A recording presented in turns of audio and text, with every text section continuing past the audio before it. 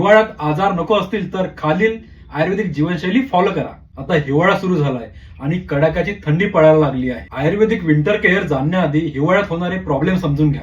हिवाळ्यात त्वचा कोरडी होणे, खाज सुटणे, त्वचा फाटायला लागणे, सांधेदुखी, गुडघेदुखी, सर्दी, खोकला, घसा बसणे, केस गळणे, डॅन्ड्रफ होणे, पचन कमजोर होणे या समस्या होतात. हिवाळ्यात आजार नको असतील तर खालील आयुर्वेदिक जीवनशैली फॉलो करा.